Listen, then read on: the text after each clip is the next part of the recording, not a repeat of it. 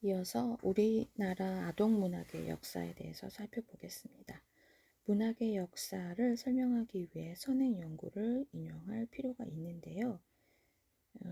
여기서는 유아문학을 포함하는 개념인 아동문학의 용어를 사용하기로 합니다. 한국의 아동문학은 연구자에 따라서 시대적인 분류가 약간씩 차이가 납니다. 이상현은 아동문학을 고대와 근대로 분류하여 소라문학과 현대문학으로 양분하고요. 석요경은 가보개혁을 기점으로 분류합니다. 이재철은 1945년 해방을 기점으로 아동문학 운동시대와 아동문학 운동시대로 나누었다고 해요. 다음에는 이재철의 부류를 중심으로 아동 문화 운동 시대와 아동 문학 운동 시대 그리고 그 이후부터 현재까지의 시기로 구분하여 각 시대별 문학의 특징을 살펴봅니다. 아동 문화 운동 시대 이것은 이 시대에는 1908년부터 1945년 해방되기 전의 시대를 아동 문화 운동 시대라고 합니다. 한국의 문학은 괴화를 기점으로 본격적인 문학적 시도가 이루어지고 광복 이전까지 일정 기간의 과도기적 계몽 기간을 가졌다고 합니다. 아동의 인권에 대한 자각도 미비하였고 개화와 더불어 여러 가지 사회 의식에도 혼란이 많았던 시기였고요. 일제강점기라는 전통을 겪고 있던 시기이고 또 아동문학이라는 순수한 문학적 시기보다도 아동인권운동, 개화, 계몽사상의 확산, 모국어를 통한 민족의식의 고취라는 정신적 문화운동의 성격이 강한 시기라고 볼 수 있습니다. 태동 초창기라고 이제 교재는 구분해 놓았는데 최남선이 19세기 이제 19살 때 펴낸 것으로 알려진 잡지 소녀는 그 창간사의 구어인 우리 대안으로 하여금 소년의 나라로 하라 에서 알 수 있듯이 아동문학 잡지 효시라고 볼 수 있다고 해요. 소년은 아동을 대상으로 하는 교양적 내용을 담고 있고 당시 외국의 대표적인 문학의 법안물들이 이제 실리기도 합니다. 또한 최남선의 대표적인 신체 시인 해에게서 소년에게를 비롯하여 선구적인 창작 동요인 우리 운동장이 이제 게재되었고 추 붉은 저고리, 아이들, 보이, 새별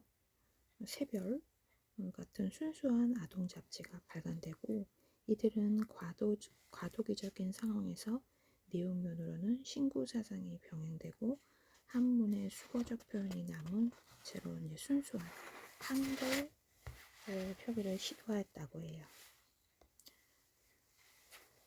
신체시와 변조창가가 발생함으로써 동시와 동요의 출현을 자극하였고 1910년을 전후하여 방종환이 아동문학의 본격적인 틀을 만들기 전까지 약 20년간은 한국의 아동문화운동의 태동기이자 아동문학운동의 발악이라고 볼 수 있다고 합니다. 그냥 이런 흐름이 있다라는 정도로만 편하게 들으시면 될 것 같아요. 막 이런 걸 시험에 내가지고 막 외워서 여러분이 현장에 나가 쓸 일은 없잖아요. 그래서 시험 범위를 1장으로만 정리를 했습니다. 두 번째는 이제 발음 성장기라는 단계인데요. 1923년부터 1940년대라고 합니다. 소파 방정환은 아동의 인권을 주장하면서 어린이라는 호칭을 만들어 보급하였고 어린이날을 제정하는 것을 주장하였지요. 아동고리아 복지에서도 이제 그 아동의 어린이날 어린이날 제청하고 어린이라는 초칭을 만들고 굉장히 중요한 역할을 하셨던 분이라서 이런 이제 그 문학에 대한 페이지에서도 그분을 다루고 있는 부분이 있네요.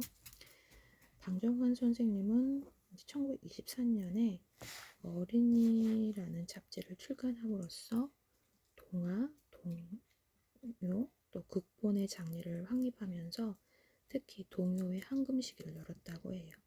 대표적인 동요 작가로는 서덕출, 윤석중, 이원수, 우리는 모리스 샌닥이라든지 안데르센, 다양한 작가의 이름은 외국 작가들은 많이 들어봤어도 우리나라의 동요 작가는 처음 들어보지 않나요? 1920년대 동요와 더불어 아동 잡지도 다양하게 출간되는데 신소년, 세벗, 아이생활, 별나라 등이 대표적인 예라고 합니다. 주로 사회, 문화, 운동가, 종교인, 언론인, 독립투사들이 지필을 맡았고 자연스럽게 이 시기의 아동문학은 독립운동을 표방하고 민족문화운동의 성격을 띠게 됩니다. 이 시기의 사회적 분위기는 동심주의와 현실주의 그리고 교양주의로 이제 대별되었고 최초의 개인 동시집인 윤석중의 잃어버린 댕기를 시작으로 개인 동시집이 발간됩니다. 이제 산문문학의 경우는 대부분 전래동화를 개작하는 수준이 일반적이었는데요. 마애송이 바위나라와 아기별을 세별지에 발표함에 따라서 우리나라 최초의 순수 창작의 장을 열었다고 해요. 최초. 아기별과 바위나라와 아기별에는 이제 아기별과 바위나라가 하늘과 바다를 오가면서 키워내는 사랑과 우정을 예쁘게 그린 우리나라 최초의 창작 그림책. 만약에 시험을 내면 우리나라의 최초의 창작 그림책으로 아기별과 바위나라가 하늘과 바다를 오가며 키워내는 사랑과 우정을 예쁘게 그린 그림책은 무엇인가요? 이렇게 낼 수도 있겠죠. 암흑기 순환기는 1940년에서 45년 해방되기 직전이네요. 이 시기에는 광복 직전 일본의 패전을 앞두고 민족의 독립을 위한 성격이 짙었던 민족문학 운동에 대한 일본의 탄압이 가장 극명했던 시기라고 해요. 1940년 소년조선일보의 폐간 이후 선교사에 의해 근근히 유지되던 아이생활이 1944년 폐간됨에 따라서 아동문학의 이제 진공상태를 초래했다고 합니다.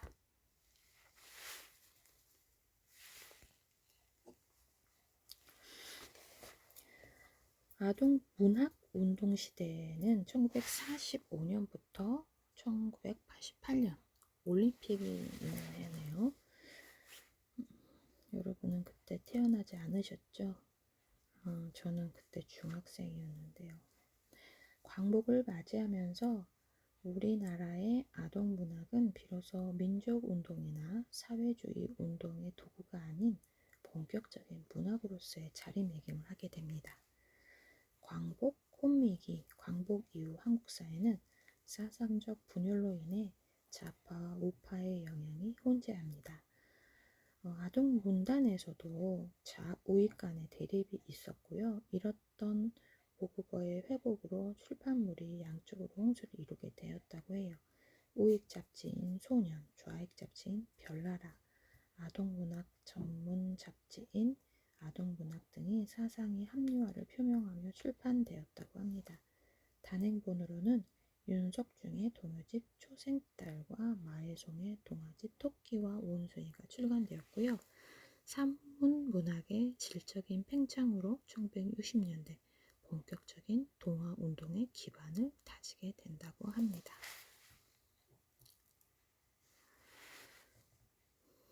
통속, 팽창기 이는 1950년대, 60년대 사이를 통속과 팽창기라고 하고 정리형성기는 1960년대에서 76년까지를 정리형성기라고 하네요.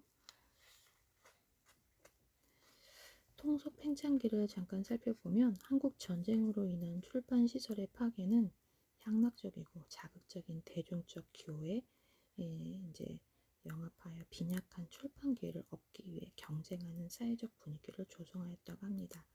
이 시기에 출판된 어린이 잡지의 내용은 통속화 현상을 보여주게 되고 순수 문학가들의 활동도 꾸준히 증가하면서 강소천, 마혜송, 이원수, 김효섭, 신지식 등의 동화 작가들의 작품 활동이 아동 문학의 맥을 이어주기도 합니다. 이 시기는 전체 문학사를 통해 볼 때 과도기적인 요소가 다분하고 1960년대에 나타나는 본격 문학 운동의 교량적 역할을 한 것으로 평가합니다.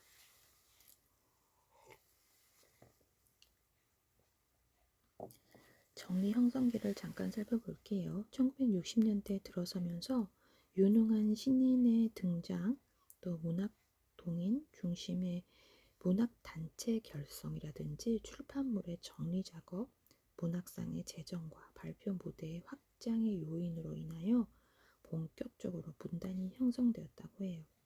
특히 4.19 혁명 이후에 정신적 기초가 풍부해지면서 의류 문화사의 한국 아동 문화 독본, 민중서관의 한국 아동 문학 전집, 배영사의 강소천 아동 문학 전집, 삼도사의 소파 아동 문학 전집 등이 개인 전집의 형태나 세계 명작 시리즈로 출판되었다고 합니다.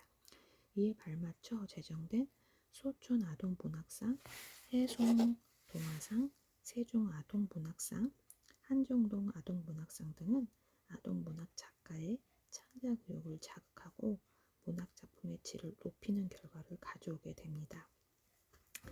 이 시기 동시 분야의 특징은 동시인 동인애를 중심으로 시적인 실험 정신이 강조되다가 1970년대에 들어서서 아동을 위한 시, 정체성을 가지고 일반 독자층을 넓혀 나가게 된 부분이 있습니다. 동화 부분에서는 서민적 정서를 바탕에 두는 이영우, 권정생의 작품이 두드러지는 부분이 있고요. 1970년대, 1974년 사이에 출간된 김효섭의 아동문학 사상은 10집의 구성을 통해 환상과 현실, 창작 기술로 안데르센 연구, 동요와 시의 전망, 전래동화, 세계 등의 주제를 통해서 한국 아동문학의 이론적 기초를 마련하게 됩니다. 또한 개간지인 아동문학 평론이나 아동문학 세미나를 통해서 문학의 본질에 대한 비평과 논쟁이 뜨겁게 이루어졌다고 해요. 전환 발전기는 1976년부터 88년까지이고 이 시기에 두드러진 특징은 출판사들이 앞다투어 국내 전문 아동 문학가들의 창작을 발간하기 시작하고 창작 동화와 아동 소설의 전집률을 발간하였다는 점입니다. 창비 아동문고, 한국 아동문학총서, 옹진 아동문고, 소년소녀 한국 창작동화, 이원수의 아동문학 전집, 한국 아동문학 대표작 선집, 새싹의 뻗 윤석중 전집 등이 그 예이고요. 동시 부분에서도 다양한 시도가 이루어져 서사시, 동화시, 연작시 등 형태 면에서도 변화를 가져오게 됩니다. 권정생의 구명저고리와 엄마는 동화시의 대표적인 사례라고 해요. 1970년대 후반부터 시도되었던 리얼리즘 문학운동은 어린이의 생활을 소재로 하여서 꿈과 낭만뿐 아니라 현실적인 실존을 다루는 동화가 나타나기 시작하였는데요. 또 이효덕의 평론집 어린이를 지키는 문학은 이러한 리얼리즘 문학 이론을 정리해 놓은 저서라고 합니다. 이때부터 비로소 아동 문학이 하나의 학문으로 자리를 매김하게 되는 기틀이 마련되었다라고 보시면 될 것 같습니다. 전환기 이후를 한번 살펴볼게요. 1990년대 시대별 특징은 김현희와 박상희는 이제 4가지 특징으로 정리를 했는데 그림책의 양적 평창이다 라는 부분입니다. 1970년대 이후 조기교육의 열풍은 그림책을 통한 인지 발달의 요구와 맞물려 영재교육이나 조기교육을 위한 다양한 그림책의 출판이 급성장하였던 시기고요. 국내 작가나 전문 일러스트레이터의 부재로 외국 그림책의 무분별한 번역물들이 큰 비중을 차지하게 되죠. 1990년대 후반에 들어와서 류재수, 정순각 등이 우리나라 작가의 한국적 정서를 담은 작품들을 선보이게 되었다고 해요.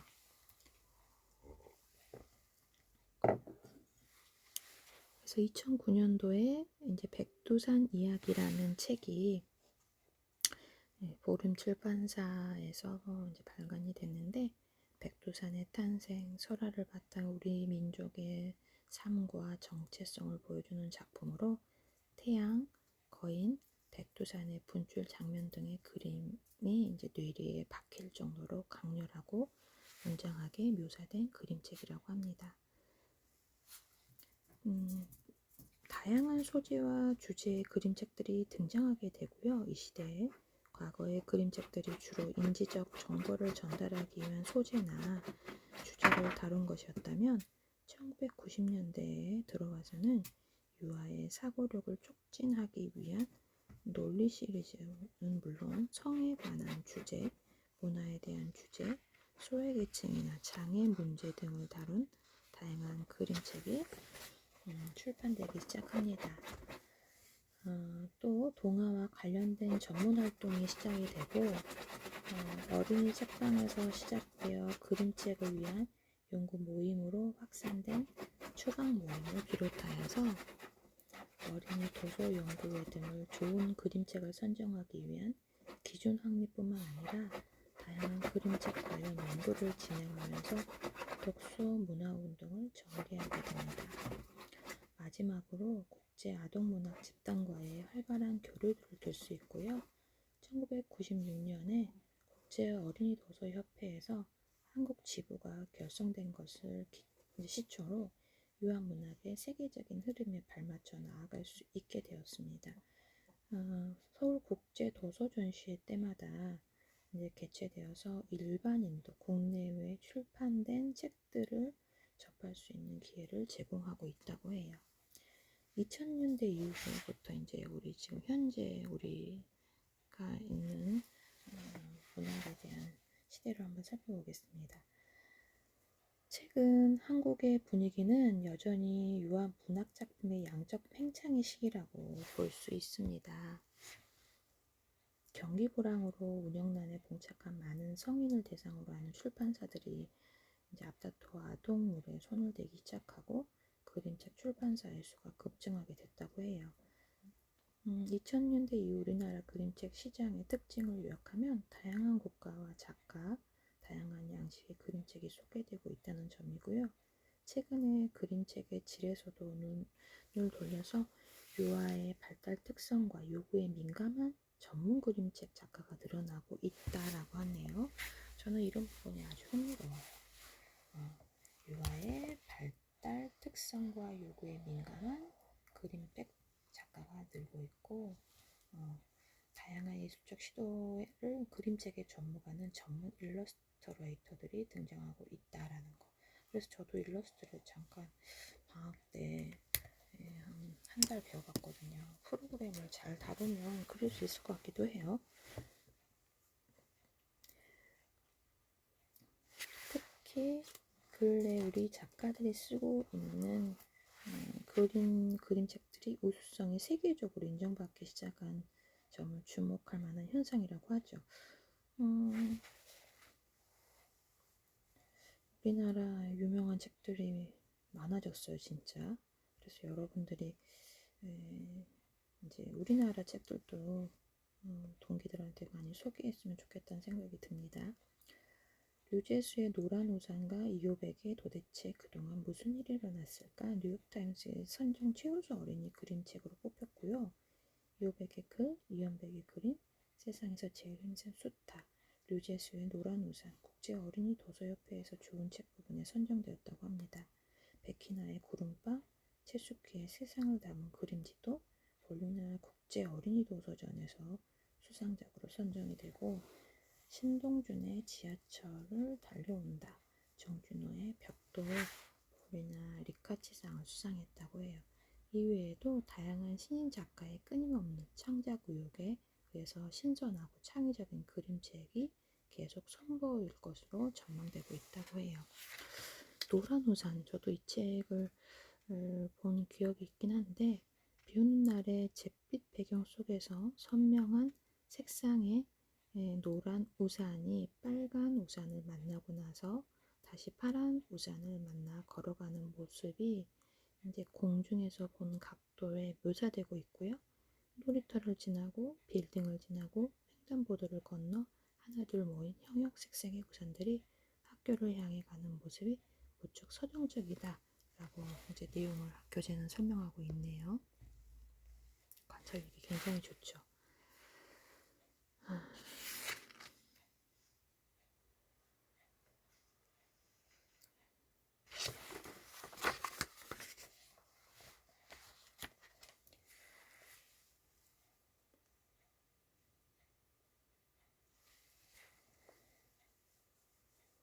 62페이지 아동 문학상을 한번 살펴보려고 해요.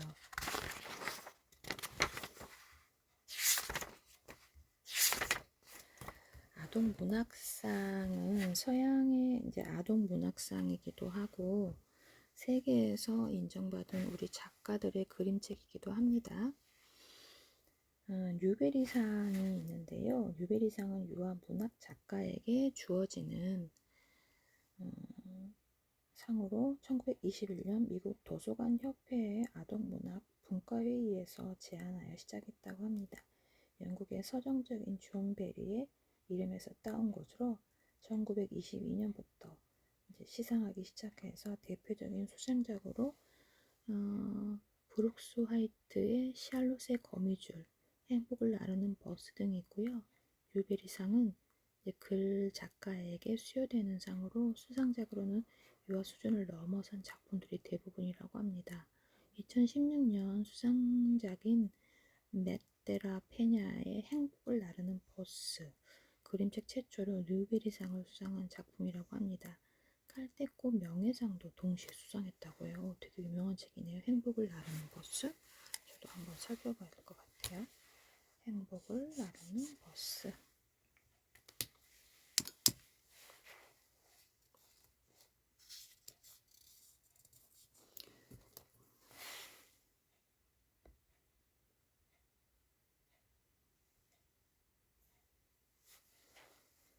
우리 교재 페이지 63페이지에 행복을 나르는 버스에 대한 내용이 있는데요. 한번 읽어드리면 할머니와 어린 손자 시제이가 버스를 타고 가면서 마주치는 여러 사람을 통해 행복이 무엇인가를 깨닫게 해주는 이야기로 끊임없는 손자의 질문에 지치지 않고 답해주는 할머니의 사랑도 함께 느낄 수 있는 그림책이라고 합니다. 이 책 꼭 사고 싶네요. 칼대꽃상. 이 상은 19세기 후반에 영국 출신 일러스트레이터인 랜돌프 카텔콧을 기념하여 만든 상으로 미국 도서관협회 산하의 어린이 도서관협회에서 매년 여름에 수여하는 상이라고 합니다. 한 해 전에 이제 가장 뛰어난 그림책을 만든 일러스트레이터에게 주어지고요. 미국에서 뉴베리상이 그림책 저자에게 주어지는 거라면 뛰어난 그림을 그린 사파가에게 주어지는 상에 따라 이제 제안에 따라 시작이 됐고, 칼데볼상을 수상한 대표적인 작품으로는 심스 테백의 요셉의 짧고 낡은 오버코트, 모리스 샌덕의 괴물들이 사는 나라 깊은 밤 부부에서 제럴드 맥더머스의 태양으로 날아간 화살 등이 있다고 해요. 여러분이 다 접해본 책들이죠? 한스 크리스티안 안데르상도 한번 살펴볼게요.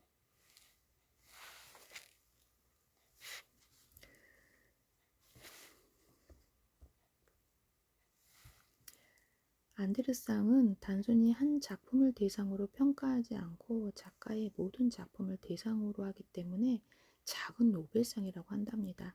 이 상은 덴마크 작가인 안데르센을 기점하긴 상이고 1956년 이제 짝수에 수여되기 시작해서 1996년에 일러스트레이터 부분도 시상하게 되었고 매우 이제 받기 어려운 상이라고 합니다. 이 상의 수상을 작가생애 최고의 영예롭고 예술성으로 인정받았다는 중요한 의미를 갖는다고 합니다. 한스 크리스티안 안데르센. 우리 꿈꿔봐요, 여러분. 한스 크리스티안 안데르센 상. 좋은 상도 있네요.